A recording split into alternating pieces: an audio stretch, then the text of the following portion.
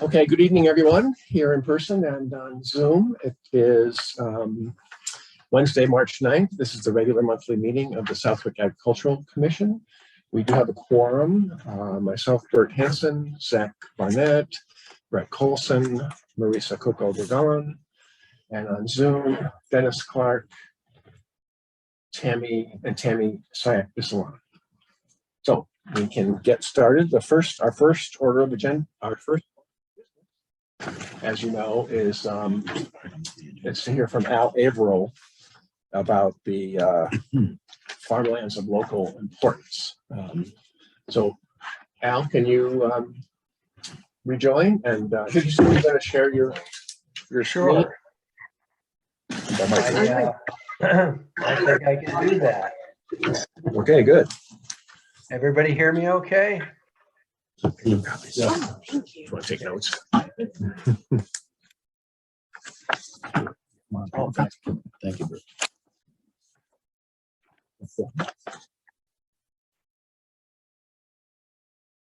Took one of your big for the presentation. Just to keep me let going. me know when you can see this first slide. We see it. We see it. Okay, well, I guess I should start by introducing myself. I worked for a lot of years for the USDA's Natural Resources Conservation Service as a soil scientist. How many folks out there are familiar with soil survey? Soil maps? Anybody? A little bit, yeah. I think. Okay, so though I was one of the people who drew the squiggly lines on the aerial photographs that people access online through what's now known as Web Soil Survey. Prior to that, soil surveys were published in a manuscript form, in a hard copy form, but you can access soils information through Web Soil Survey. So I was involved with that for quite a long time in various capacities. My last position with the USDA was as the state soil scientist for Massachusetts and Vermont. And I retired about a year ago last December, and I wasn't ready to retire fully.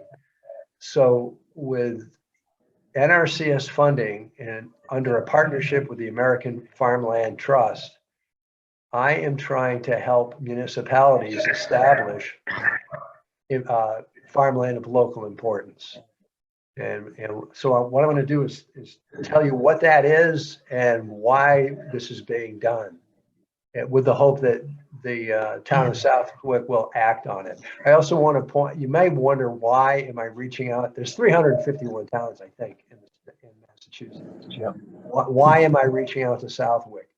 I went online and I figured out, or I found, which towns have agricultural commissions. And I also did cursory reviews on several towns to see what the potential is for farmland local importance. And I saw potential in Southwick and the fact that you folks have an ag commission. And when I reached out to the town, I can't remember the nice person who I worked with, who actually answered my phone call and passed the word along. But I'm very appreciative that there was someone who was responsive to this. And that's kind of the first step. Right, so there's a lot of words here. There's a lot of syllables. So I'm going to try to, I'm just going to go through this. And there's a lot of things that are underlined here that you may or may not have an understanding of. But farmland of local importance is a list of soil survey map units, a list of soil types that have evidence of suitability for crop production, but they're not categorized in the soil survey, in the soil mapping, that information that you find in Web Soil Survey, as important farmland soils. So they're growing a crop, but they're not categorized as important farmland soils. The bottom line is the soil survey doesn't catch everything for various reasons. Once these are established, these important farmland soils can be considered for the USDA's Agricultural Land Easement Program, also known as ALE. Anybody who likes a good brew can probably remember that acronym. Yeah. So, but the bottom line is, and as I go through this, and I hope I won't take more than say like 15 minutes of your time.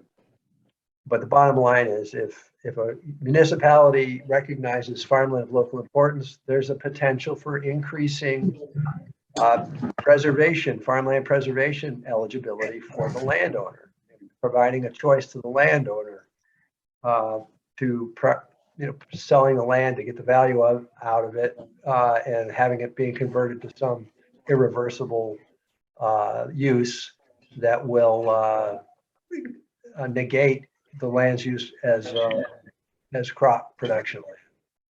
So the name of the program is, it comes under this thing called Agricultural Conservation Easement Program. Again, it's operated by the USDA's Natural Resources Conservation Service.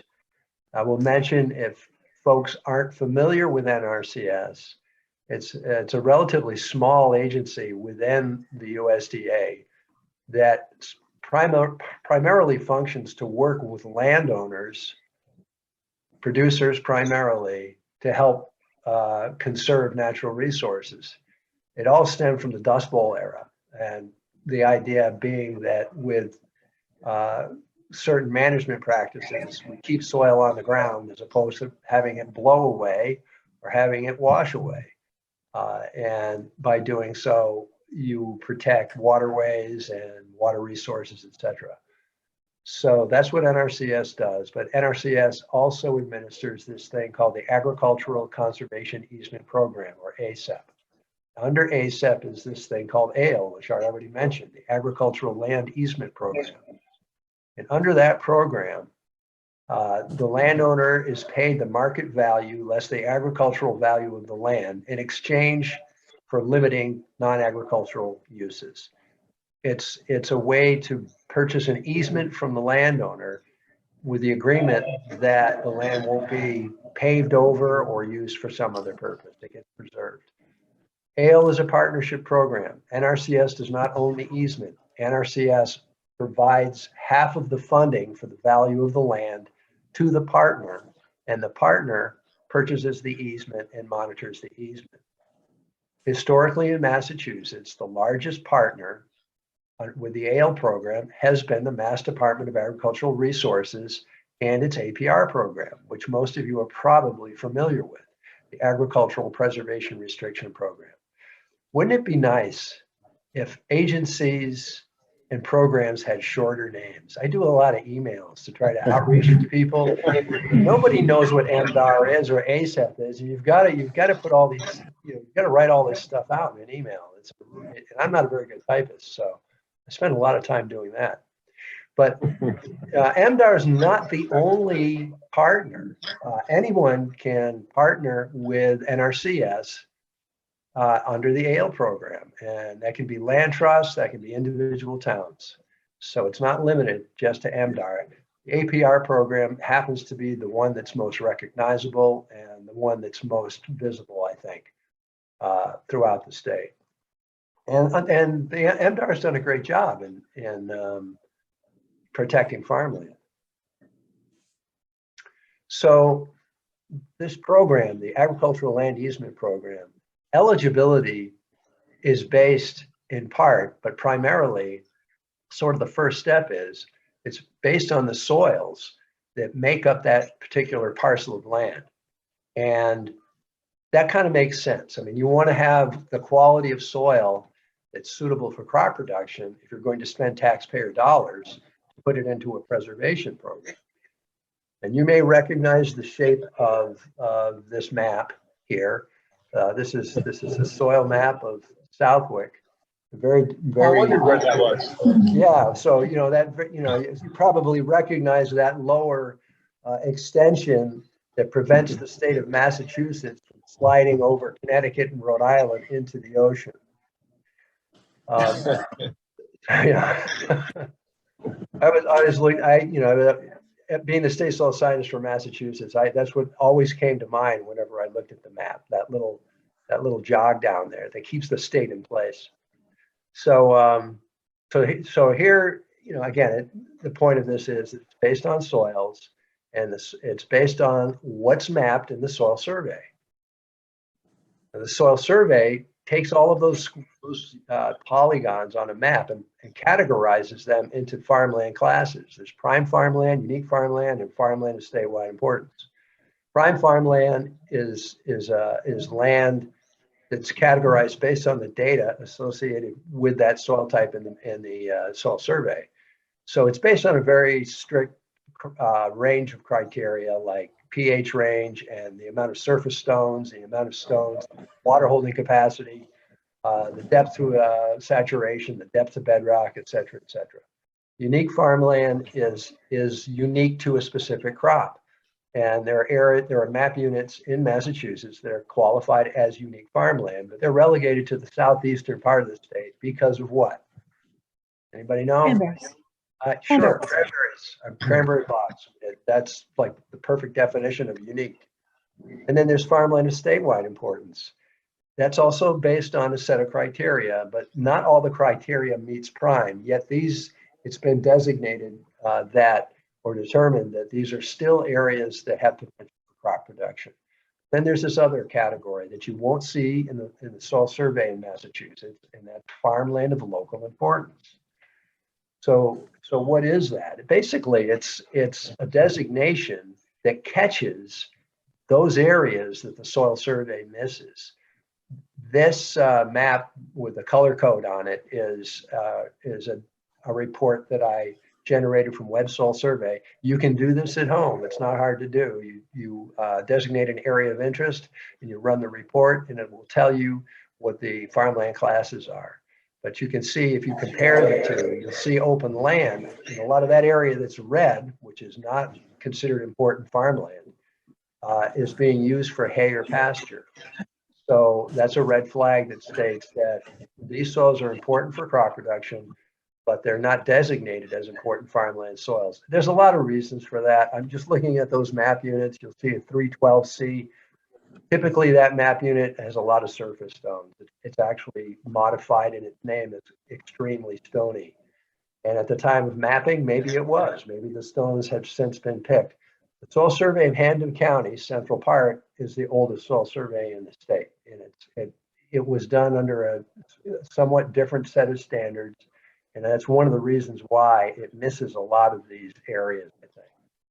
But the green is prime farmland, the blue is farmland of statewide importance. So if a landowner was interested in pursuing funding through the agricultural land easement program,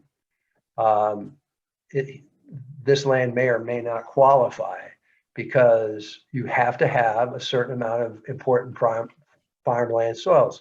Does anybody know what the minimum extent is on a parcel? How much important farmland soil needs to be there in order to qualify? Anybody know? 5 acres, Well, That's our use. percentage-wise, 50%. it's 50%. There has to be at least 50% important farmland soils. And if you look at the color coding here, those important farmland soils, the prime farmland and farmland statewide importance, are about 40% of that parcel. So this parcel would not qualify for the ALE program, despite the fact that there are soils on that land that are suited for crop production. So what is, here's the legalese about farmland of local importance. The agricultural land easement program is a federal program. It is administered by a federal agency, and as such, it has to follow federal rules and regulations. Within the Code of Federal Regulations, there's a section on important farmland. And so it describes prime farmland and farmland of statewide importance, et cetera. This is the only thing it says about farmland of local importance. It's only a couple of things. It's important for the production of a crop, and it's not classified as important for farmland. So it's important for production of food, feed, fiber, forage, and/or oilseed crops, even though these lands are not identified as having national or statewide importance. So here's the kicker with regard to the NRCS wanting to recognize these areas. The Code of Federal Regulations specifically states, where appropriate, these lands are to be identified by the local agency or agencies concerned.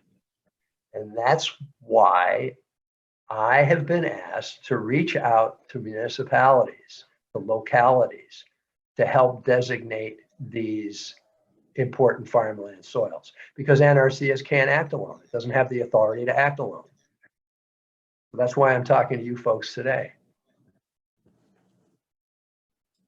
So just a little bit more about why we're doing this, right? The idea is if we recognize these lands that are suited for crop production, it's possible that we can increase the potential for farmland preservation program eligibility. NRCS is paying me to do this because they want to spend money to preserve farmland. That's part of their job. That's, really in a nutshell, whether you agree with it or not, Congress has allocated funds for this program because it believes that it's important to maintain the agricultural capacity of the nation. Really, that's the bottom line. So that's why this is happening. So we want to ensure that all lands that are suited for crop production are recognized, and this is, I think, is important. I mean, and this is, my opinion. The recognition, the more lands that get recognized, the greater potential there is for funding for an easement. But it also provides an alternative to the landowner. And as this is a federal program bought and paid for by taxpayer funding, enabling the landowner to participate in that program purely legitimately by recognizing these soils that are important for crop production is a good thing. I think it's a service to the landowner. All right, and here's another example. And by the way, the last parcel I showed you, it's a parcel in the town of Southwick. And this is another actual parcel in the town of Southwick, more or less. I mean, I got the parcel boundaries from MassGIS and transferred them on the Web Soil Survey. So they may not be exact.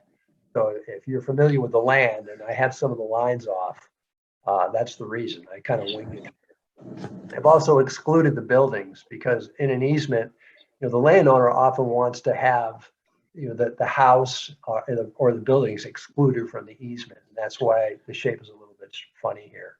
But again, here's another good example where most of that parcel is in soils that are not considered important farmland, yet it's pretty evident that the soils are hayed or pastured. Okay. So just kind of wrapping this up a little bit.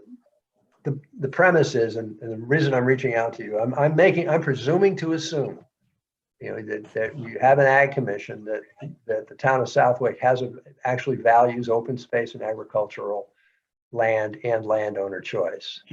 And that's that's an assumption, right? We should never assume, right? But that's one of the reasons I'm talking to you today, that with the hope that this is something that the town values. So what I do is I do a review of the land in the town by looking at the soil survey. And where I see, from reviewing aerial imagery, where I see soil types that are not classified as important farmland that have a crop being produced, I list those soil types with evidence of crop production, and that list becomes the potential farmland of local importance in that locality. The list may have to be qualified. A good example is in some places there are soils that formed naturally under wetter conditions and were historically drained, and they had been wetlands, but they were drained and they were grandfathered in. We want to ensure that we're not encouraging people to drain wetlands in order to qualify for this program. So those kind of qualifiers can be attached to this list of soil types. If a town wants to do this on its own, that can be done, but it has to be verified by myself or someone from NRCS. And then it's officially designated. It's a list of the soil types with the qualifiers, with 2 signatories. So, a local official signs off on it, and the NRCS State Conservationist for Massachusetts signs off on it. And that list is then recorded in the Natural Resources Conservation Service Field Office Technical Guide, which holds all of the technical information that NRCS goes by, so that if someone is interested in accessing this funding for preservation, that list can be considered. So who does what? Well, as I already read the Code of Federal Regulations, and it states the locality identifies farmland of local importance. Mostly municipalities don't have that capability. In practicality and reality, I do it. I figure out which soils meet the criteria for farmland of local importance. And all that's really asked of the locality is to sign off on it. So there isn't a huge workload on the part of the municipality to get this done. This is what it looks like. This was done in the town of Williamstown recently. I want to point out a couple of things here. Well, the first paragraph pretty much mimics the Code of Federal Regulations. The second paragraph covers those qualifiers to make sure that we're not contradicting certain conservation tenets. And the third statement, I think, is important for folks. The inventories of important farmland soil survey map units do not constitute a designation of any land area to a specific land use. And that's important because there's no regulatory association with the designation, in case anyone's concerned about that. And this is the second page, and it just shows the signatures. In the town of Williamstown, the chair of the Agricultural Commission signed off on this list for that town. Dan Wright is the state conservationist for Massachusetts. This is just what the website looks like, where the list is kept in the field office technical guide, so it can be referenced. And this is a public this website is can be accessed by the public. So any of the technical stuff that NRCS refers to is all accessible by the public. And so, what does the municipality have to do? In some cases, I can't tell if the land is hayed or mowed. And someone may be familiar with the land locally who can confirm that or make that verification. And a signatory is needed. There has to be someone who represents the agricultural interest or open space interest in the town to sign off on the designation. Because again, according to the Code of Federal Regulations, the Natural Resources Conservation Service cannot designate farmland of local importance on its own. And just a couple of things, it doesn't cost the town anything. I'm being paid in my semi-retirement to do this work. And again, there's no regulatory association with the designation. This is included in the material that I think Bert was trying to distribute. I don't know if he got to it or not. I got that material to him kind of late, but there's a fact sheet about this initiative. What's that? I'm sorry, I thought someone said something. No, I don't think so. Okay, you can access the NRCS Massachusetts website. The web link is here if you want to look at that fact sheet. It pretty much says what I've already told you. And I have a question. If there are any questions, I'd be happy to field them. But I do have a question for you, and that is, if you recognize this land, darn, I can't remember the names of the roads. It's just south of 57. And if you care to, this is an example of where I'm not sure. Like I'm Klein. not sure what this is, if this is orchard land or nursery stock. And, you know, if somebody knows, if you want to pursue this, if somebody knows, then It doesn't seem right. I don't recognize that farmland. You said south of 57, South Al? Klein. south of 57, Klein Road. this is orchard land. Yeah, I think it's might be hayfields right I there. can't even. This is where, Brusco is, right? I'm trying to make out the roads. Oh, right. Yeah. Yeah, I'm it's sorry, my bad for not 7 and Klein. listing the roads. Yeah, oh, well, 57 and Klein, right? well, So that's they have, different than the one that's up there. That's, Oh, right? This is Foster right here. This is Foster Road. Oh, broken up into Oh, those are okay. different ones. Then that Yeah. might be, different map. is that Red, is that Calabrese? Yeah. Calabrese, Calabrese, Yeah. yeah. I think Oh, that's that's all- Calabrese. right, that's And all they kinds do of have land, yeah. orchards, right? They Yeah, do so- have, So this is Yeah. 57 right here, and there's the Yeah. 4 corners. yeah, It's probably peaches. yeah. I think Yeah, it's, this, yeah.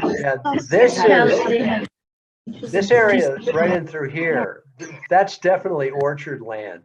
But these rows of plants were too small for me to figure out if it's orchard land or if it's nursery stock. I don't think Calabrese has any nursery stock. It might be blueberries. Ah, that would work because blueberry is a food crop. They have blueberries. Yeah, so this map unit 32A is not important farmland. So that could be included on our list if this is a food crop. So I'm going to go ahead and, does anybody have any questions on the slides? Can I get out of this or? Yeah, I think so. All right. Yeah. Yeah. So forgive me if I missed this, Albert. So once this, let's say a piece of property gets this designation, what happens? What's the benefit to the landowner? If in the cases such as the one that the two examples that I gave you, if the town designates farmland of local importance, and there's a lot of ifs involved, if the landowner is trying to make a decision about the land, say the landowner wants to sell the land for development or what have you, and is faced with, well, I'd like to keep my land in agriculture, but I need to get some value out of it, then the landowner can pursue farmland protection through an easement program. They can approach the MDR, or they can approach a land trust, or they can approach NRCS to see if a partnership between NRCS and an easement purchaser can be put together so that that land can be put under an easement, as opposed to the alternative, which might be for the landowner to sell for some other purpose. Right. So that's, as you were saying at the beginning, so that's how it's similar to the APR, similar to the APR. Right. Exactly. Now I have to tell you though that so far, you know, there are 10 towns in the state that have recognized farmland of local importance. And I have kept the folks at MDR apprised.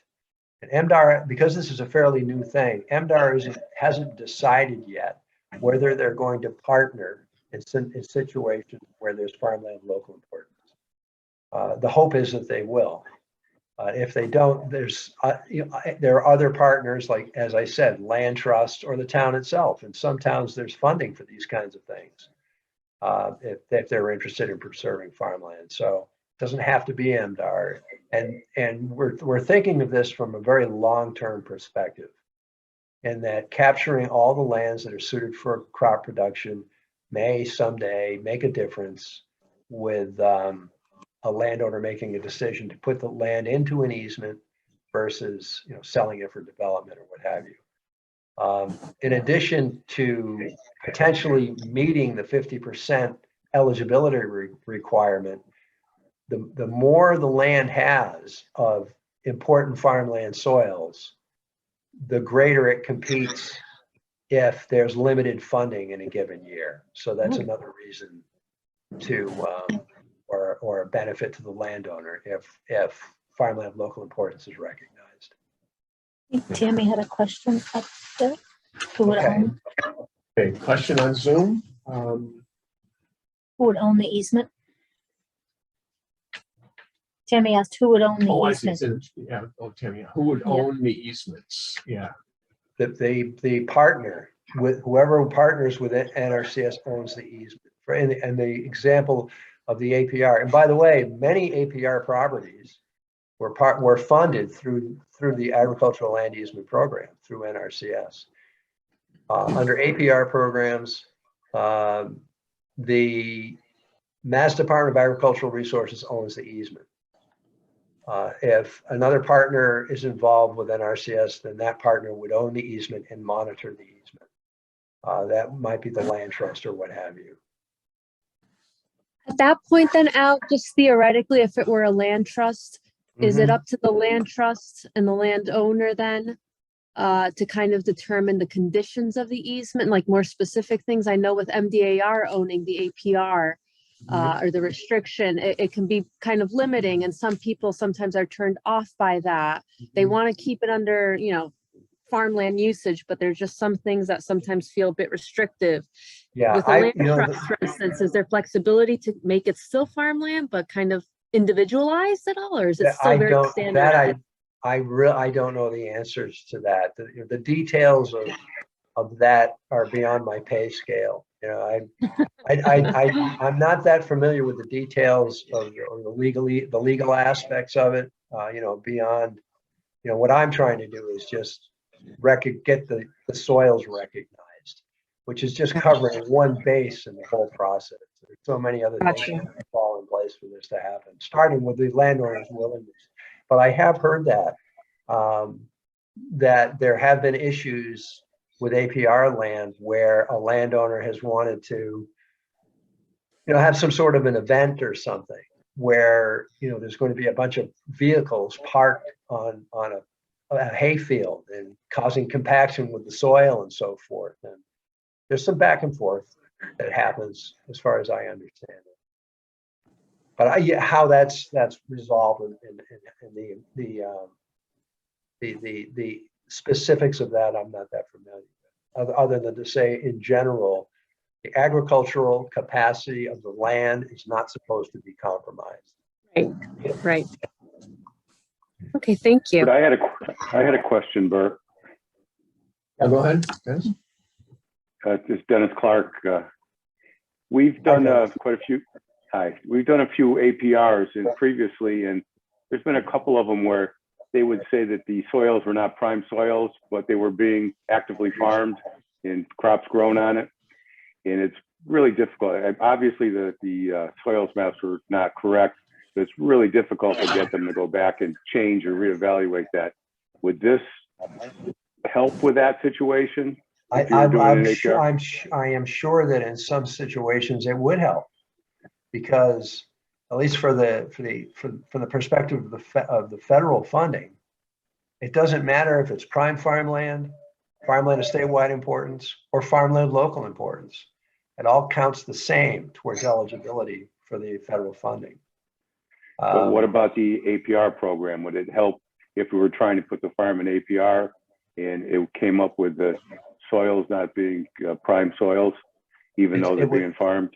It would only help if APR, as a partner with NRCS, recognizes farmland of local importance. And they haven't made that decision yet. They haven't made that decision yet? No. How can we help to make them make that decision? I would strongly encourage you to be noisy about that. You got that, Bert? As someone who was involved in soil survey, I understand better than most people how it doesn't catch everything. And this is a way to catch what the soil survey misses. And I would like MDAR to look at it that way. Doesn't mean that the land is more marginal or less suited for agriculture. In some cases, farmland of local importance is just as productive for crop production as prime farmland. Yeah, a lot of places the soils maps are very accurate, which is amazing. But there are some places where it's just way off base. So we Yeah. can get the MDAR to recognize this, it would help us in our pursuit Yeah, of and- APR yeah, properties also. I would ask, if, please, by all means lobby. I would love to see, I think MDR, I shouldn't speak for MDR. They have a lot on their plate. They have a lot of land in easements that they have to monitor, and they can acquire land without the use of federal funding. What about hemp? Do you have the same regulations with hemp? That's the issue, that I haven't come across that yet, Dennis, but I'm trying to stick to the intent of the Code of Federal Regulations. Mm, And it very consistently it makes reference to crops that they can get into people's mouths or clothe people one way or the others. Food, feed, fiber, forage, or oilseed crops, a fiber crop, cotton, forage crops. You're growing something to feed an animal, which in turn will feed a person. So hemp doesn't really fit in that, and well, it does. It's clothing. There's different, hempcrete. There's a lot of things that hemp can be used for. It's not just. I don't know what they're. it's not just for It's not just for breakfast anymore. Breakfast. That's what you're trying to say. Now, when we talked to the state, Barbara Hobson said that they follow the Chapter 61 guidelines, and Chapter 61 doesn't allow it. But Yeah. that seems a little unclear to me also, because I think maybe Chapter 61 does allow it. I don't know. Yeah, well, I'm glad you mentioned it, because I didn't think, I think of hemp being used for rope and other things, but if it's a fiber crop, then it fits, it falls under the umbrella of food, feed, fiber crop. So I might have to rethink about that. I may have to rethink that, but I have yet to come across it. Thank you. Sure, Appreciate thank you. Okay, any other questions, comments? This was really informative. Thank you. Yeah, This very is- good, Al. Thank you so much for, in the first place, reaching out to us, and then for coming tonight. Well, my experience has been really hit or miss, and well, I was delighted to get a response. I don't get responses from a lot of towns at all, and every town is different. But I would ask that you consider this, and if you have any questions, Bert has my contact information. But please, let me know sooner or later, hopefully sooner, what you folks would like to do. Because I've already done the review in the town. I can put the document together probably within a week or less. For Bert's signature would be recognized by NRCS as the Ag Commission chair. So, I mean, this can be done if you folks want to do it. So it's just. Do you need a motion? You need a motion on that, Bert? We can make a motion right now to go forward with this. Yeah, definitely. I'm not. I would like to make a. Go ahead. Go for it. I'd like to make a motion to proceed with this process. And what else do we need to say, Al? Is there anything else you have to add to that motion? So I guess someone has to second it, right? Tammy seconds. Official. Okay, Al, we have to, because we're in a hybrid format here, we have to do a roll call vote. Oh, sure. This is, Do you want me to leave the room?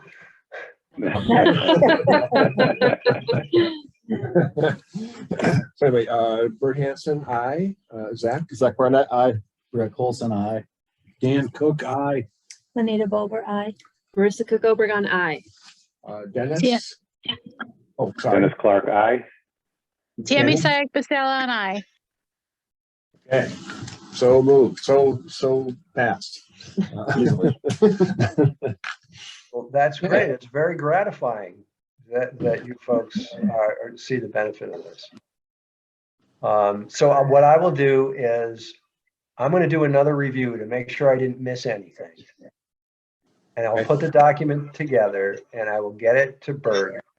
And he signs, gets it back to me. I'll get it to the NRCS State Conservationist, who will sign it as a matter of course, and it'll be official. And I'll get a copy back to you. Great. Fantastic. Yeah, this is exciting. All right. Well, thank you so much. I'll let you finish your meeting, but if there's anything else, any other questions? Yeah, we know where to find you. now. All right. Okay. Well, Thank you. Thank you so much. It's a real Thank pleasure you. to talk to you. Thank you. Good. Have a great Take night. care, and thanks for keeping Massachusetts where it is. Oh, we try. See you later. Bye now. Bye now. Trying to keep some farms here. Right. I know, I think it might have been before you came in, Dan, but So I missed, what's he basically doing? it's, well, there's state programs that can designate farmland for preservation, but that they miss some lands. So there's a way for localities like us to designate important farmlands that can then be preserved. So what do they come in and buy it out and preserve it? Kind of like APR programs. Yeah. Okay. Yeah. Well, that's great. Yeah. So what? Tell them let's start on Tannery Road there, the 80 acres. Yeah, right. Yeah, right. Save that land. Yeah. I know. But he just was referring, thanks for keeping Massachusetts in play. He was talking about the jog here in town. He said when he looks at that, he always says, that's what keeps Massachusetts from sliding into the ocean.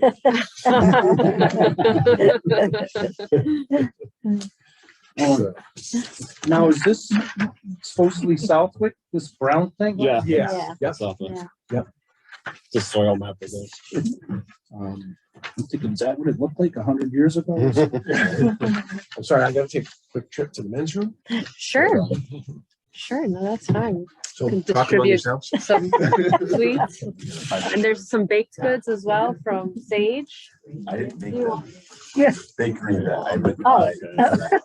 All right. Okay. Well, I did use. Where are the okay. So, All good. what kind of pastry? They were a twisted, cinnamon twist. Yeah. No. And it is, a homemade. How are you? you? I didn't. Sage brought them. Did you bake them? No, you didn't. I was gonna say you did. Yeah, take credit for it. I know. Like a pretty good bakery. I like it. Where- Westfield, right by the, you know where the bridge, you go under a bridge and then you go to Yep. over another bridge. Yep. Just before the first bridge, it's just in the little area between the two Not the banks. second. Oh, Mama Cakes. Is that it? No, but it's next to it. Next to it. It's Chrissy's Bakery something. Oh, yeah. Yes. I know. It's on like that side street, right? Yes. On School Street, is it? One It's of those. Chrissy Cheese on North Elm Street. Oh, there you go. Wow, There's the Tammy. expert. Yeah. the I live detective right up the Tammy. street. Oh, There you go. Yeah, which that- street that is the it? one. North Elm. North Elm. Okay. Yeah. I'm not familiar with Westfield, so I bet it's. Oh, so it's further up. Okay. By those bridges. Okay. I was thinking, Oh, so okay. it's that old brick building? They got a lot of bridges over there, so. Yeah, I they should do. use that Yeah, as I an example. think it is. If it's advertising, I gotta get it. Good. Circulating around the table. So we need An an agenda? agenda, Dan, maybe you want to- Sure. I need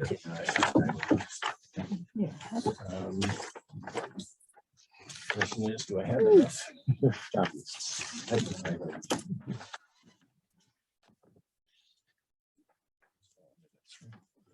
Yeah, sorry. I don't have any more. physical copies. Okay. So we had our guest, communications. I sent around today, excuse me, a PowerPoint about MDAR grants that we got from our friend Tina Smith at MDAR. Several kinds of grants available. Food safety, climate smart agriculture, farm viability enhancement, APR improvement, matching enterprise grants.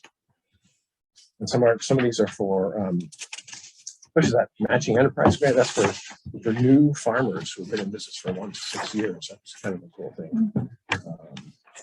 So anyway, just want to make sure you're all aware of that. APR's on here too. What's that? APR's on here too. Yeah. Mhm. Yeah, it's an improvement program for APRs. Yeah, business planning, technical assistance. Yeah. So, pass this around. You know, I emailed it to everyone, so pass it around to anybody you might think is interested. Should it be posted on the Facebook Yes, I was page? just gonna ask that. Yeah, we should do that. I'd love to know, I mean, we can boost a post on Facebook. Some of you gotta pay money for it. Yeah, yeah. It's not much, though, isn't it? Like I don't know. 10 bucks or something. It's, yeah, it's not that. Yeah. Yeah. I don't want to give Zuckerberg any more money. Are when we post things on the Facebook page, do we have people sharing them by any chance? Like putting them on forums, like the Southwick It's- forums? As long as it's allowed by the owner of the account, they can actually allow sharing, but usually it's disabled because that opens up a can of worms sometimes. Because that means that when people post, they also share things. And if they posted something, if they like somehow posted something wrong and it also got shared out everywhere. But the post itself, that way the post itself is I think you unalterable can make it public. Like per post. Right. Their post, yeah. per post. Yeah, I'm wondering if things Take a like look at this that are just, there's no debate about them. It's literally just links to programs. Like Right. they should be shared. And if people want to move that to the Southwick forum, like, Right. because the post stays static, they can't change them. If they want to add their opinion, that's on them. But Right. like what shows up as Southwick AdCom just is unchangeable. So it Sure, would just be the sure. link. I Right. think you can disable comments. That way you can also control that and just give the message out. Oh, that might be We good. were talking about that at the master planning committee the other night. Disabling Disabling comments, yeah. We do Yeah, free I don't country know how to speech, do but it, but sometimes it shouldn't. I think it's just an option. yeah. Anyway, I want to get this is all good stuff, so Yeah. I want to get it out there, Yeah, exactly. you know. Exactly. I'm sorry, while we're still on the point of the Facebook page communications, I just wanted to ask whoever is managing the Facebook page, Diane Dennis Gale had mentioned that there was a link posted on there yesterday, I think, or the day before, and it wasn't working. So it seemed like I don't know if it was a dead link or it went to the wrong website, I saw but something on there today. It looked fine, but maybe it's not the same thing. yeah. What she was talking about, because I had trouble looking at it too. It was just a simple link. Yeah, exactly. And it didn't go anywhere, I think. No, So it was just dead end page. it's like exactly. Yeah. So could I think it was on Monday that she mentioned it to me. So could we take a look and Let's just look see at if that. I still have no access. And just delete it or try to fix it. I don't know who posted it, what they Okay. were trying to post, if it was you or Tammy, because I think those are the only two people It who wasn't me. oh, so Tammy, Well, maybe it might was have been I posted the link for to the I forget what it is, I'm sorry, but the thing you wanted me to post, and then I realized it went through wrong, so I did delete it. At least Oh, I well, believe maybe it was it's been deleted. And then deleted. I corrected it and I went through and shared the full information. so maybe it's Okay. been corrected then. My apologies, Tammy. No, it's okay. I'll take a look to make sure. I think it was the annual report of the Northeast Organic Farmers Association. Oh, okay, all right. All right, well, still be nice to share. Okay. See, so we have actually two sets of minutes. I can pass these around. I'm gonna sign these. Minutes of January 12th and of February 9th. I'm passing, you know.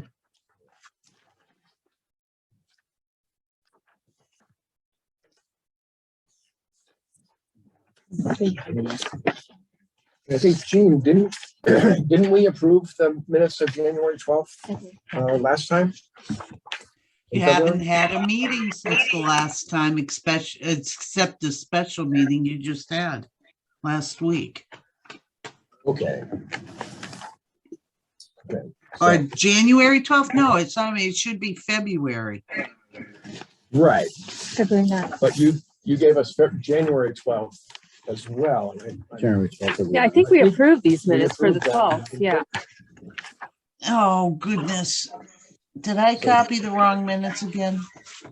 Yeah, no, we We have have the two February, sets of minutes. we have the February ones, you know, so that's good. We're all set there, but we don't need to do January. We don't need to approve.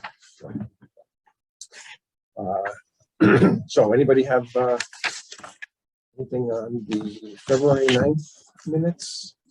I think Mr. Magny's name is misspelled, Yeah, I but think Magni is just Magni, yes? Yeah, I think it doesn't need an E. And then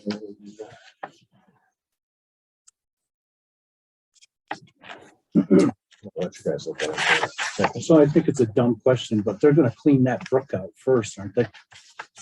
That wants to build a bridge, because it had an old concrete bridge there that all broke up. Yeah, they're gonna clean that stuff out. And there was a wooden bridge after the concrete. Yes, somebody That Mickey washed away. Mouse. Oh, did it? Yeah. So that's. We don't have to worry about it all rotting to the ground No. compared to concrete. Right. So, yeah, they're gonna move all that out when, we're talking about 326 North Loomis. Right. Well, me and Ron took a ride down through there when they put that temporary bridge in. Mhm. We were just curious. And Ron's got a 4x4, so we went through there and took a ride. Mhm. It's amazing how many logs he got out of just this little road they created. Yeah. 4 stories high of logs. It was sitting near the road. But there, it's a good situation because the stream itself is kind of deep, I'll say. And then, it's not like further down at 370 North Loomis, there's, 100-year, floodplain and all, it's much wider area, which is why it was so hard for the folks who were thinking about building there to get in there. But at 326, it's just the banks are steeper and put a bridge across there, and it's Right. pretty easy, relatively. Oh, because the other place you denied them, or the agriculture Well- committee denied Well, them? we were not, I don't think we ever actually voted on it, but they, the people withdrew their application for a permit, so it got to be just too much. Nobody really knows why, but they just withdrew. Where do you get the permit for the bridge? From the town? Yeah, in the case of 326 North Loomis, we're saying that we believe it's agricultural property, so therefore exempt from the wetlands regulations. So again, the property further down North Loomis, or further up North Loomis, is not exempt from wetlands. So. Any other questions, any comments on the February 9 minutes? Well, we'll make, since Bert Hanson, I'll make a motion that we approve the minutes of February 9th as submitted with one correction being the spelling of Wade Magny's name. Anybody want a second? A second. Okay. Dan Cook is seconding. All in favor, Bert Hanson, aye. Zach Barnett, aye. Brett Colson, aye. Dan Cook, aye. Juanita Bover, aye. Lisa Cook Obregon, aye. Dennis Clark Aye. and Tammy Saya. Aye. Couple of quick notes just on things that are mentioned in those minutes.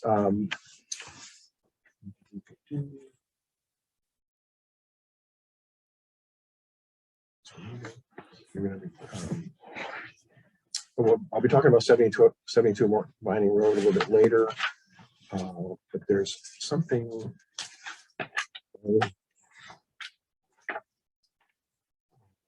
Planning board work session that's referred to on page 2 about the bylaw changes. You may be aware of this, but there's going to be a working session March 22nd with the planning board to review those potential bylaw changes that Diane Gale has brought forward.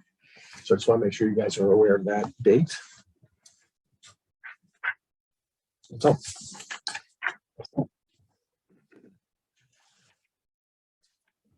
Let's see, for some old business, the Master Plan Advisory Committee met last week. There are 2 student members of the committee, and they did a presentation on their review of this sort of planning structure, I'll call it. They call it PESTEL, place, economy, social, technology, land use, and environment. And because we have so much on the agenda tonight, I don't really want to spend time on this, but if you look at it, they came up with some really good stuff about thinking about like the future of transportation. What about electric? The growing use of electric vehicles. There are no no charging stations here, that kind of thing. So we can spend some time on this potentially next one. And I think I sent this around as I'll double check and make sure that you have it.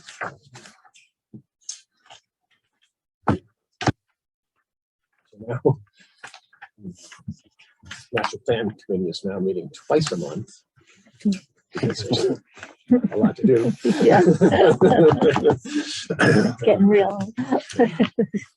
So then let's see, the old business, I'm glad you're all sitting down because I actually do have something on the right to farm real estate disclosures. We've been talking about it for 6 months, if not longer.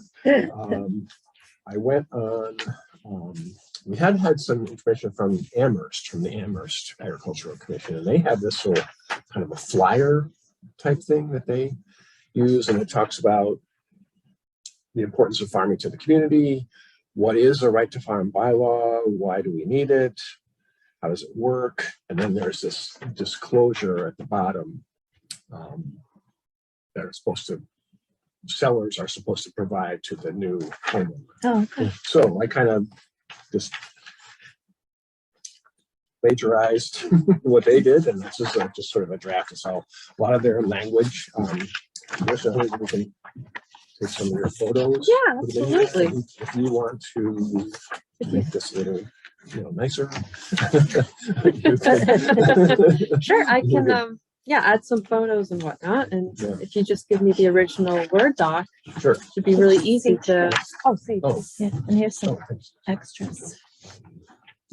And folks on Zoom, you'll be seeing this probably again next month. And I liked that Amherst made it a flyer. It's almost like a marketing piece. Yeah. Yeah. Not just letterhead with legalese. It's like good information. So take a look at that when you get a minute. They had in theirs, they talked about with over 50 active farms and 2,000 acres of protected farmland, blah, blah, blah. I don't have a number handy about how many active farms we have. I believe there are 1,600 acres protected here. We got to check that out. Just make sure it's accurate. I like that. It makes it a positive instead of just a, Yeah. something. So in terms of how this would be distributed, how does this get to people? Have we thought about Give it to we're realtors. going to give it to realtors. realtors? Yeah. And I think we should distribute it around town hall too. Yep. So they're Put that on Facebook as well. Yeah, Yeah. absolutely. Facebook. Yep. Yep. So I saw this thing on a site told every state how many farms they had from 1920 Wow. till now. And some states have way less farms, but more acres. So there's more acreage per state. It's Huh. only a few. Yeah. But New England's like the worst. From the- like 36,000 farms in like, say, New Hampshire Yeah. to like 1,200. Yeah. And the acreage is down. Hmm. And they just, I have some of the information. I'll bring it to you guys next meeting. I'll make copies so you can take a look at it. Yeah. So New England, it's like, damn, Yeah. we've lost a lot of farmland. yeah. Right. And it ain't coming back. No, it's built up. Or Right. Yep. And you say it's a website? You could email that around to us. if I email can find to me that and website, I just happen to upon it. Oh, And okay. I looked at every state and I was like, wow. Yeah. Where are the most farms? Which state? Alaska. Yeah, No kidding, wow. I Really? wouldn't think. But less farms, You just got so much massive land area. That's probably right? just why But it's all there's relative. less farms than 1920 there. But they went from 200 acres to 1,000. Right. So there's more farmland. Mhm. Alaska preserves a lot of it. Yeah, right. A lot of it, right? You can't touch it. Yeah. Oh. Although you got to watch out; those things always seem to change. There's a lot of national Not in a forests. period though. of years, but decades. You Right, know? 20 years from now. Right. Different. Oh, got to change the zoning on that. Mm, State auctions off a lot of their land too. I didn't know that. Okay. Well, anyway, just, take a look at that flyer, let me know, let me or Marissa know if you have any,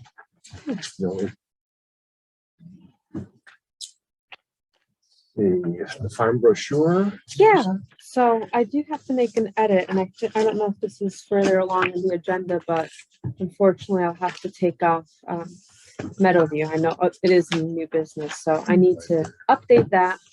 I did get some more hiking trails. I got Sofinowski Preserve hiking trail website. I think Dennis sent it to us, so that was helpful. Thank you so much, Dennis. And I touched base with Chris Pratt and got more information on some hiking trails and the link to the open space. So I think we're good to go, and everyone seemed to approve how it looked like, the photos. So I'm gonna, I spoke with Southwoods, and they said that so the more we order, the cheaper it is, obviously, per unit. That's how it works with these big bulk orders. So for a quantity of 500, which I think would be a good amount to order for the first year, we can distribute it at all the farms. The farmers are willing to put that up there by their register. A couple of other businesses around town as well. I'm thinking a few restaurants, a few other spots. Places. Exactly, breakfast places, other places that people may visit in town. I think 500 is a healthy number. So the total would be $332.92. So I think that's a pretty reasonable price. Yeah, it's comparable to things I saw online, but this is actually with a local business. So I think it would be good to try to patronize someone local. And turnaround time is about 2 weeks. So I think as long as we get everything approved in terms of the budget, get a PO, hopefully, I know it's March now, but these things sometimes take time, and we have a budget meeting between now and then. But if we can maybe get them out by the time farms really start to open up. I know you're open. You can be the guinea pig with the brochure, see how they go. If people hate them, forget it, right? Get them out and about, 2 weeks surprises me, because normally with them, it's like 2 days. Really? Really? Yeah. I think it's maybe one of the orders that gets sent out and Oh, gets produced, not in-house, but they kind of facilitate the editing and whatnot. So 500 is a lot. So is it 2 weeks time for that? I think it is. Well, it's not unreasonable. It just was. Yeah, I think it's surprised. just about 2 weeks. Yeah, I think it is 10 days to 2 weeks, they said. So I don't know where we stand in terms of whether that sort of money would come from our gift account or if we want to wait for the budget, but And to the budget can't hurt. Yeah, because we haven't really spent any money this year, as usual. So Jean, the process there, should we get get a document from Southwoods and then we get a PO? Is that how that goes? No, it all depends on what budget you want to take it out of, a future budget or the existing budget. I left the budget paperwork for you. Yeah. And it shows you how much money there is in there now. So I could get a purchase order for Southwoods in that $332.92 would be encumbered off of the current balance you have there. Or you could ask for more money at the finance committee and not get them printed until after the beginning of the next fiscal year. The current budget, the invoices have to be dated prior to the beginning of the next fiscal year. So you have to figure out when you want them, and then that will be the budget that they come out of. Well, we definitely want them before June 30th, that's for sure. Then you're going to have to take it out of what you have right now for this current budget. Right. We get you the paperwork, you can do the process to encumber it. I can do that without paperwork. Oh, okay. Because Southwoods has already got an account, right, with the town in terms of. Yeah, I would just need somebody's signature on the purchase order request. From That's all it Adcom or is, would be a request. Okay, I'll And do then that. the invoice would have to be paid, like I said, or at least invoice dated prior to the end of the fiscal year. Okay. Yeah. All right. Okay, well, Gene, I can come in the next, day or two. If you're here, I can sign that. Well, I'm here. You're there. I know, but I know you have 3 other jobs, right? So, No, 4. I'll generate the purchase order and then I'll leave it someplace and you can come in and sign it. okay, sounds good. All right. So I think we should probably make a motion to proceed with printing these. Is that the right way? Since we're going to be drawing money from our budget, I think just for documentation I purposes. guess we probably do need to vote on spending the money, so, It would be good. yeah. Do you want to make a, I guess I'll make the motion that we proceed with printing the farm brochures and use the money from our existing budget to pay for that. Is that right? Sounds good. A second. Zach seconds, Gene, in case you didn't hear. So our roll call, Bert Hanson, aye. Let's go the other way, Marissa. Aye. Juanita Bober, aye. Dan Cook, aye. Rick Olson, aye. Zach Barnett, aye. Dennis Aye. and Tammy.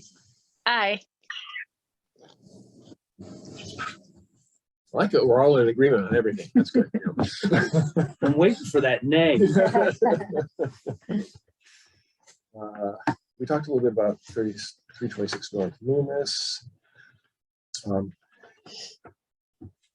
Actually, Marissa, I should have maybe brought it up before about that. The special meeting with about APR taxation. It's not on the agenda, but it was referred to in the minutes. So do you want to talk about that? The special meeting that we plan on having for? Yes. Yeah. Okay, yeah. So after our last meeting, when we voted to move forward with co-sponsoring a workshop with the assessor's office and MDAR to kind of overview 61A, to kind of give just a little bit more background and maybe do a Q&A. I went ahead and reached out to MDAR, their game for it as well. And I actually met with Sue Gore of the assessor's office. And she actually gave me some materials to review for 61A, like the rates, how things are kind of determined based on the crops that you're growing, the acreage that you have, and kind of the formula that they use. So I'm going to use that to create a PowerPoint that will hopefully be pretty straightforward and understandable. I try to, but we set a tentative date of April 27th, 7 o'clock in the evening. And I was hoping it could be hybrid, because I know at that point there are some people that, that's late April. So some people may be actually working outside already, hopefully outside by that point of the year. So does that date sound feasible, or what are some thoughts? The idea is to make it accessible to people who are also farming, so that they can get that information for their land if it's in 61A, or if they're interested. But I believe that's a Wednesday. I think it's the last Wednesday in April. Yes, it is, because we have our meeting, our regularly scheduled meeting, April 13th. So this would be another special meeting on the 27th, 2 weeks later. Or we can do it Yeah, Another sounds time, I know you're not I gonna be in mentioned town. I'm gonna be away, but that's okay. Do we want to try to make it April 20th so that our chair can be there? I don't know if you've already got it set up with Tina. Well, this is the thing. Sue Gore is actually also going to be on vacation, but she's like, I Oh. can pop out for an hour and join your Oh. Zoom. So if two folks that are kind of key are going to be on vacation, maybe the 20th is better. And it's a little earlier in the month too. So Yeah. Okay. All right. Yeah, Well, she's shoot for gonna be that. away also. yeah, I mean, if people don't mind that our regularly scheduled meeting is just the week before and that we'd be doing something the week right after. Well, we'll have it here. I think it would be hybrid. So that way, if people want to join in Oh, via okay. Zoom or here, I mean, I'll be here in person, I guess. Okay. That'd be great. Especially if Sue's on vacation too. Yeah, Good. yeah, Be light exactly. out too. 7 o'clock will be. Yeah. be light Yeah. out. Yeah, true. Yeah. Daylight saving this Saturday. Yep. Yeah. Is it this Saturday? Yeah. Thank goodness. Sweet. Oh, good. Thank you, Marissa. No, of course. Let me see what, what everybody else says, but I think it would be best if we can try to get you and Sue there and not ruin anyone's vacation. It's far enough ahead of time, so I think we have wiggle room. Okay. Next up is our budget. Here's a couple of copies, just the one page kind of summary. Actually, Sage asked to have this on the agenda. This is a 7 or 8 page document, and the subsequent pages just have detail here. So, and I guess I should apologize. I was at a Conservation Commission meeting recently, and they voted on their budget before it got submitted. And I thought, well, you guys, maybe not need all the paperwork, but anyway. So the supply line, $950. That's what we've had the past couple of years. Just an FYI, the very near future, I'm going to be spending some money out of that for the community garden. Some more materials there. The fence needs more work. The gates need work. I still have some posts. Oh, you do? Oh, Yeah. okay. Some posts, and I bought some mesh. I want to say 50 feet of some mesh. So if we have to patch up an area, and it's 12 feet tall. Okay. Yeah, good. All right, thanks. And again, as Gene was just saying, we got to spend this money, before the next budget. Kind of use it or lose it kind of thing. Under consultant, I put $750. As we do more reaching out to other AgComs, people like Al. No, he didn't charge us anything, but there could be travel, to a conference or something. So I'm hoping we'll get at least some. We tried that last year, we didn't get it. So hopefully we'll get something there this year. Under capital, I just, I put in community garden well repair. Last year we were talking about when it was so dry, we were talking about a new well, but that's not really feasible. So I just put in $500 for if we need, parts or, have Richie Reed come out and do any work on it. So that's where that comes from. Our secretary, Jean, is covered by conservation. We don't have any other staff. We're all volunteers, obviously. So that's, did you have anything specific, Sage, that you wanted to? I was thinking it would be an idea if we actually do try to do a little area, the community garden for the kids, maybe a little extra funding to spruce up the little, make it fun. You can get like props and make a little fairy area for those that like that kind of thing and stuff. And like, give it a little spruce special for the kids. So they just see a plot of dirt. I mean, not that kids don't like playing in mud and stuff. They might like the little shiny glitter things because we all know kids love shiny. So yeah, I mean, little extra budget in there. To maybe That's a great spruce up idea. that. Yeah. That would be great to go to the finance committee and say, we need money for a ferry area. Yeah, Aren't you glad you get to do that? Well, I'll take a picture. And then But, Yeah, that Yeah, one we can- was very important too. we can, we can try it, all we can do is say no. Doesn't hurt to ask. And we do have, Oh, the farm day that we might want to try to do. Yep. Do we have a little bit of a budget for that? Because that will take a little bit of money possibly, especially if we try to do a transportation system where we have a bus that actually shuttles people to farm to farm to farm. I mean, you can put that in there too. Yeah. Because if that starts to be a good Printing thing, materials, yeah. yeah, that's a good point too. Though. We do have some money in what's called our gift account. It's about $1,000, I think. It's not really part of the budget, but the town should be funding stuff that we are trying to do for the good of the town. So be $5 a gallon, but I know, right? 7. So if hopefully some of you can make it. As I said, our hearing with the finance committee is 8:35 on Saturday, March 19th. Always fun time. I always get a kick out of it because I think we get 10 minutes and conservation only gets 5.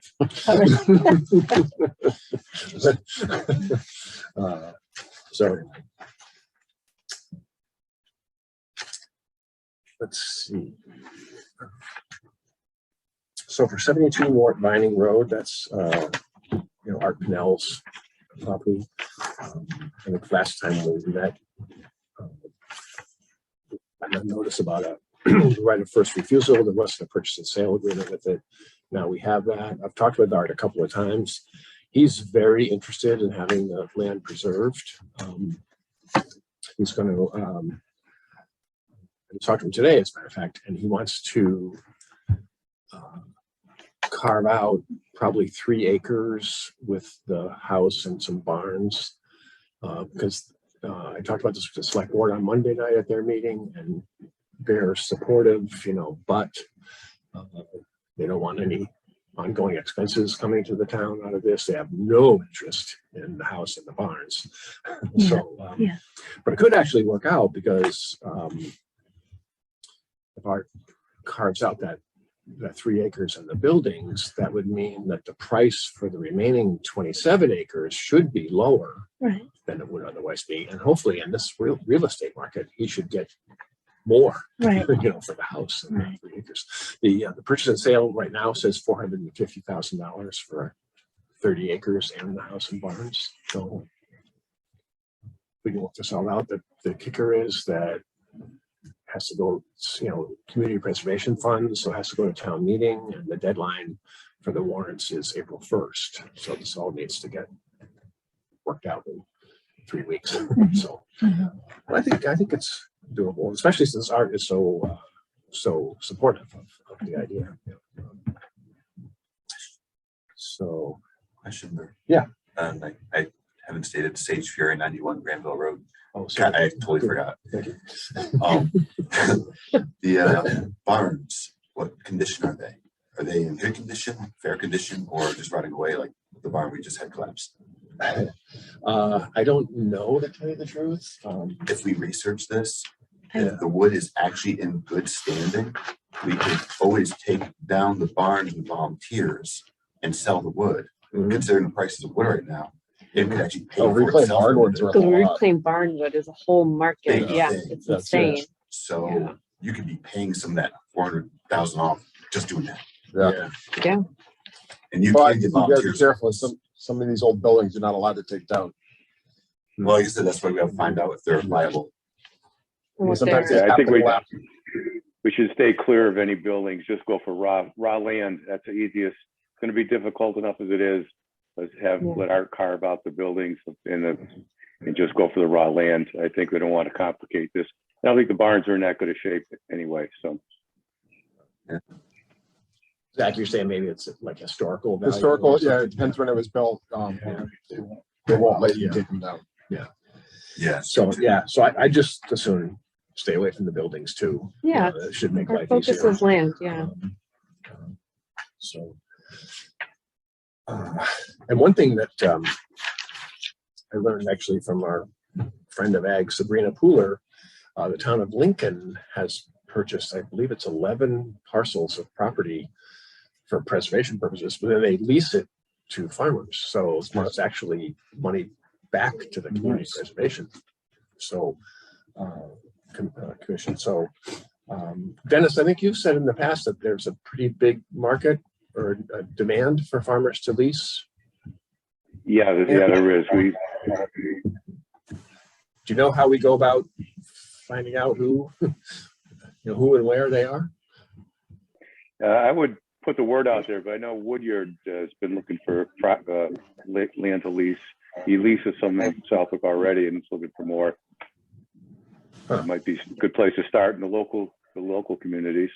Yeah. Okay. Okay, that'd be good. Is it pasture land currently or? I think so. Hayland. I think it's hay hay. land Yeah. currently? Okay. Do you know for sure, Dennis, if that's what I believe that's what it is? Yeah, I'm pretty sure that's what it is. Yeah.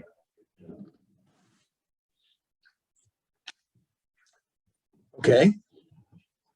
So that's moving along. Let's see, new business. Yeah, I just put an FYI that none of you is closing.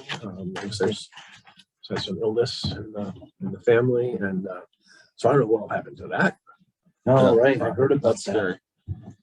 Yeah, it's a lot of land. The development rights are sold. It's an APR, It's an right? APR.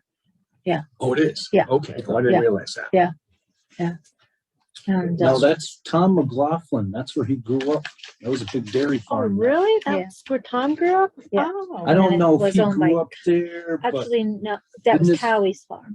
yeah, but didn't Bert McLaughlin own it at one time? He might have, Cowie's may have bought it from Bert. Yeah. But Cowie's milked cows there too. So, I guess there was some talk with some of the bigger greenhouse guys in Connecticut about buying it. I don't think anything has happened. Mm. So How many acres is there? You know? I don't know, but there's a lot of greenhouses. Oh, yeah, that's Yeah. true. Yeah, I'm not sure. They are going to continue to grow tobacco in Suffield, as far as I know. So Oh, okay. Why don't you take it over, Lenita? You're not busy. yeah, I'm not busy. I'll take on 30 more greenhouses. Mm, Cowards must be happy. probably. Yeah, Yeah. Right next door. it's It's Bittersweet, I guess. Yeah, it's just be May, June. Those people who are clogging up College Oh, Highway every situations, Saturday yeah. morning are going to be unhappy. The customers. it's gonna be a wild ride. Yeah. Yeah, for sure. So I don't know yeah. It's got a terminal. Yeah. Let me just do two other quick things before we get to Sage. Before we get to Sage, who's been wanting to talk to us about Microsoft Teams since September, I realized today. But just to be a commissioner just as long. Oh, yeah, that's right. Someone said Yeah. to me. That's actually one of the things I was going to mention. Now I know. When I went to the select board on Monday, Doug Mogan sort of pulled me aside and said that they've been working on it. They haven't made any appointments recently because they wanted a new process, and I guess they figured it out or whatever. So Okay. they are prepared now to make the appointments that we need. So Zach or Brett, you would become, a full member, and then Sage at long last will become Yay. an alternate. I'm not sure when. I hope it might be next Monday. or the Is next- Brett even an Okay. alternate now that he's co-chair? Yeah, you're Yeah. vice chair. How does that work? That's a little sketchy. We gotta figure that out too. So I think probably, Brett, we should make you the full commissioner, so since you're co-chair. And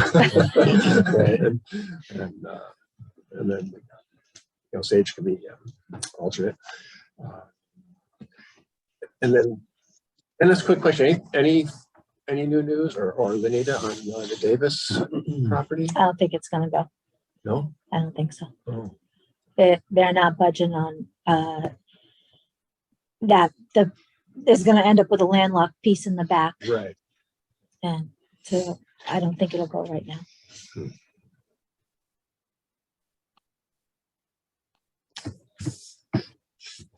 Could it fall under the local importance then, if it fails the APR? The problem is that there doesn't come, there's too big of a percentage of forest, of Oh, okay. of woodland.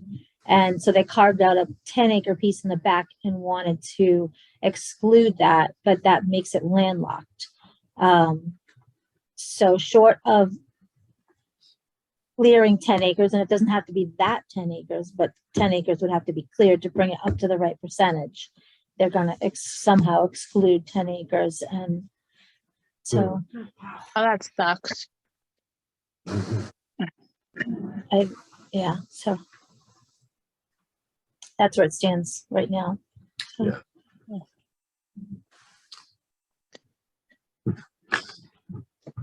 So can I just bring up, because when we were talking about Meadowview, I mean, it is very sad, but in terms of thinking about like the future with the master plan committee and just us and future ag commissioners and down the road, should we come up with some kind of a just, I don't know, or start thinking about the future of farmers? When I did that listening session, one of the things they talked about was farmers who are sort of retiring or aging out, they said, and how to attract new farmers. You know, they don't want their land developed, but they don't have anyone to pass it on to or anyone interested in taking it over family wise. And this just like happening, just like hit me like, you know, we have a lot of older farmers in our town, and what is the future going to be like for their land? Or is there going to be someone, and how can we help attract new farmers?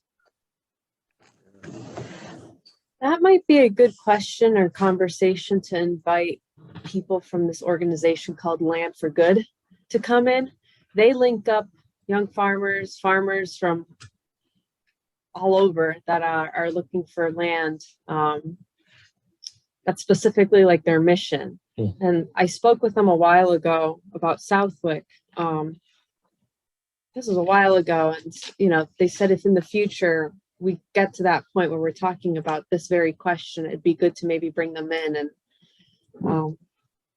just see what sort of stuff we can do, whether it's more education on farming so that people like adapt and do maybe a different kind of farming in the 21st century, or attracting people from other parts that are looking for land. And if we have land, linking them up.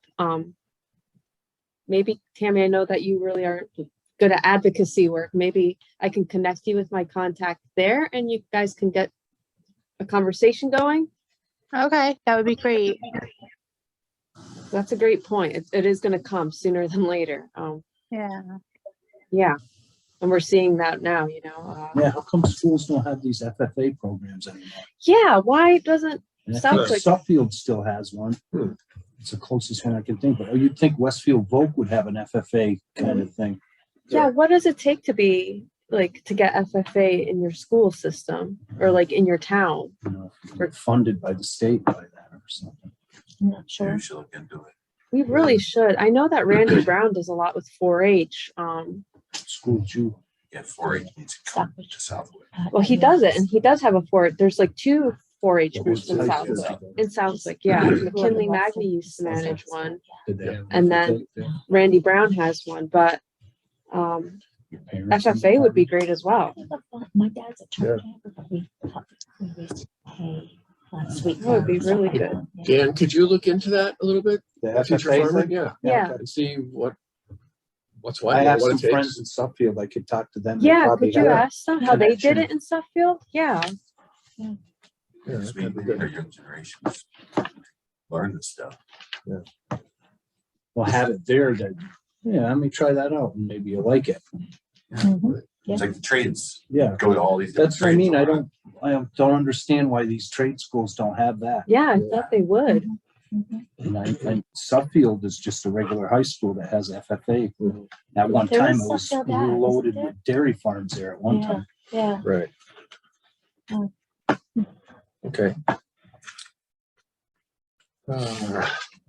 Okay. Probably get a retired farmer to be the teacher. Because they have knowledge that it's gonna die out if they don't start using it after they retire. So it needs to get one of them to be a teacher.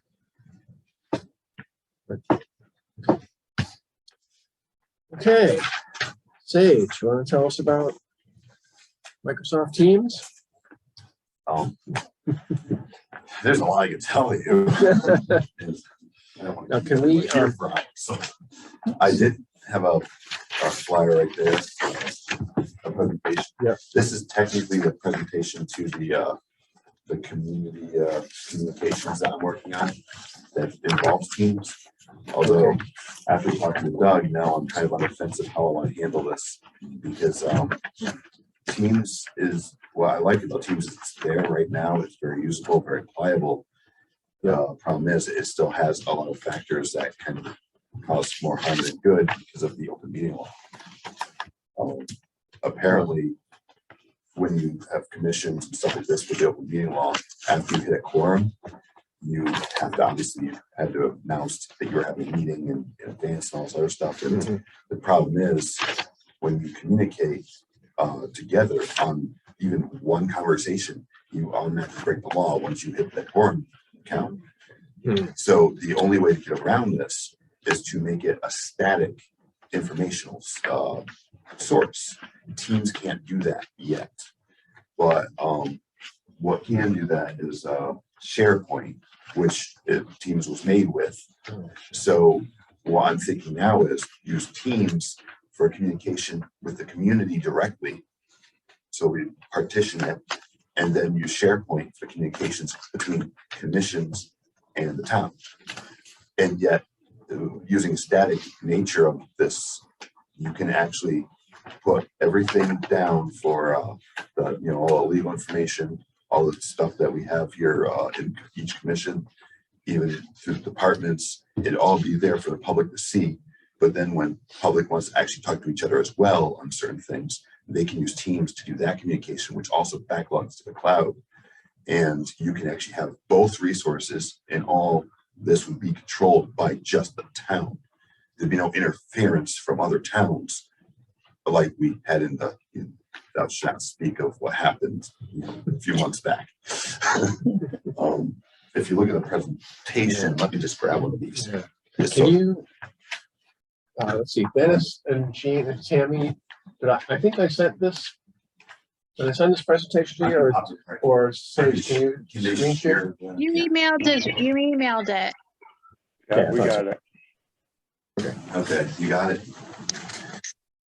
So, let me just. I think it'd be good though to share it if you're doing, I think, a presentation in person. It has to be Yeah. online as well. Talking about open meeting law and reviewing documentation. Yeah.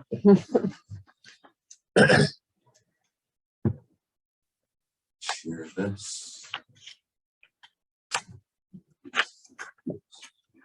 Oh yeah, I don't have that page in my. Yeah, no, mine.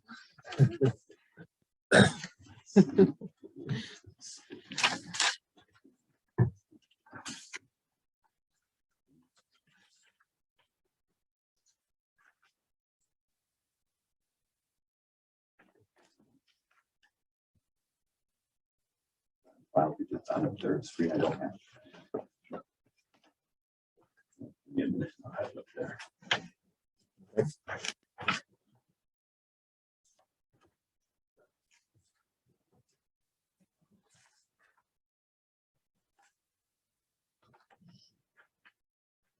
So what the hell's going on with baseball?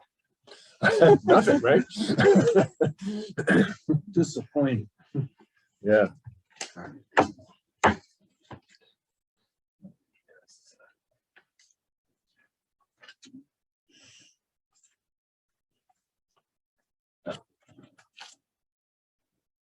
Yeah, what's the what's the latest with that? They're still in an impasse, right? There's still nothing. Yeah, they say they can get all the games in right now. We solve it by 5 o'clock tomorrow or something. Sage, do you want to share the real information? I can take this picture down. Real information. What What do picture? you mean, Gene? That's all there is a picture on the screen of Right. something that's not your presentation. Yeah. I know. He's working on it. Hey, it could be That's worse. protecting farmland, Gene. Yeah, no, I don't think so. I stopped sharing that screen. I don't think that's something that you want part of the minutes. Oh, that's right. It's getting recorded. right? Yeah, this is being recorded and being put out to the public, so. Okay. Yeah, maybe that's easier if you just email it to Jean and she can then just bring it up. I can't tonight. Oh, Yeah, that's the thing. Sage is looking for the document. Yeah, for some reason, it's not letting me into my Microsoft account to actually pull it up, which simple to do. I'm thinking we could put this at the top of our agenda next meeting if it doesn't work out, Yeah, to make especially sure if that we it's- have, This is kind of some issues to work out with. right. the select I'm board. wondering if that would be the best way. Yeah, why don't we move to the next one? Yeah, Because it's also late. I want to be here forever. and it gives you a little bit of time to maybe work with the select board to get clarification, and we can get like the best up-to-date information of what would be compliant with open meeting law. I know that's at the top of everyone's mind because we just did that training. So we're, Right. we're all very focused on that. So that'd be good if we can find a way that this is compliant with that, then. Well, that's one thing I also want to ask them, actually, the next meeting that they have. I'm gonna ask them if there's any way or how the process would be to update it. Because I'm kind of wondering how new the open meeting law actually is, because to be honest, when you look at our actual, we're in the digital age and Yeah. everything, you can't do anything without breaking the law, It's very, yeah, literally. it's very restrictive, yeah. It's at the point where you're stifled because you literally can't say one thing to anyone else without someone else all of a sudden accidentally jumping onto it, and then you just broke the law. Like the select board, they literally can't talk to each other. Yeah. If someone emailed, say Doug, and then all of a sudden they CC'd the other two, and then they all look at it and one person replies, they just broke the law, all three of them. Exactly. We take it for granted that sending an email is a way to be, efficient about communicating, Mhm. but it technically counts as like a Yeah. quorum, and we don't even realize that, Right. but now we know. I think we all know at town hall. So both the select board, AdCom, everybody, that was news. That kind of, if you're just sharing information and not sharing opinions, isn't Right. that? Well, these are The any difference- kind of reply or anything. I mean, yeah, if you see it statically and don't say anything, you're fine. But usually people are looking for replies, and that's what kills it. This is why a lot of people actually that were emailing the select board or emailing certain commissions never got answers because they were emailing everybody and putting them all in that one email. So they're like, we can't answer this. 'Cause they literally violate, as soon as they say something, everyone automatically gets the opinion and it automatically becomes a lawbreaker. Wow. So this is why I think they need to update this. Yeah. Because virtually, it's impossible to actually obey this law. Yeah. I think that's a matter of talking to the state. I mean, it's a state law, so. Yeah, though you go through the select board first so they can actually go towards that, or do you just as a I would think it's citizen- a legislation at that point, changing mass general law. I think it's a matter of going to the state house and having enough of a lobbying force to get the attorney general's office to. I mean, talking about lobbying though, I mean, on that note, I think, I'm sorry. I don't know if we're done with this topic. I totally forgot another agenda topic that we were maybe gonna touch on really briefly. Which? Well, did we move on from this agenda topic? Did we agree to move this to the next meeting? Yeah. I think we got Yeah, motion motion, there, right. yeah. Do we make a motion for that? I don't know. I don't just No, do it. okay. I No, think think you would, we somebody- just agree, yeah. No. But moving to backburn and talking about advocacy work, I know that I was supposed to be working with Tammy on reaching out to other AdComs in terms of just the 61A for 2 acres or an equivalent Uh-huh. program. Yep. I haven't done anything on that front, but I know that Al was kind of talking about forming, some sort of advocacy with other AgComs to be able to maybe petition to even Yeah. MDAR changes. So I'm thinking if there are enough groups, potentially there is, to Sage's point, like momentum, but I think those advocacy groups need to be formed in the first place. And that's a bigger conversation, and maybe we should have its own agenda point at a future meeting. Yeah. But just to update on that point, I think, I don't know if Tammy and I can work on that before the next meeting at some point, but And just to add to that, Marissa, and for everyone else, the listening session that I did, also, I brought that up. It was already on their radar for changes. So it was very fast paced. So I took notes as much as I could, but they're supposed to be putting everything that they heard from everybody all together and sending it out in some kind of a format. But reducing the acreage for 61A is definitely already on their radar to start that process. So they're happy to hear that like local AgComs are on board with it as well. also Okay. that's great. Tammy, maybe then we can work before the next meeting. I think I'll have a little bit more time with the farm brochure being done basically. So maybe we can work on refining that list of AgComs we want to reach out to in our area to form a little Western Mass AgCom advocacy group. Yeah, and I'll reach out to the Mass State people too, because they never got back to me. One person said it was somebody else's responsibility, and then I never heard from them again. So I'll reach out to them again too. Great. That would be great. Yeah. Because I think between that and then what Al is saying, if we can talk to MDAR and get them to change or get them to think about partnering with what he was just talking about, there's a lot of things that you can do, I think, with enough momentum, so. Yep. Okay, good. Thanks for bringing that up. That's good. Okay. Make a motion to adjourn. Anyone want a second? Second. Bert Hanson, aye. Zach Barnett, aye. Brett Olson, aye. Dan Cook, nay. Aye. Lenita Bober, aye. Marisa Bobergan, aye. Dennis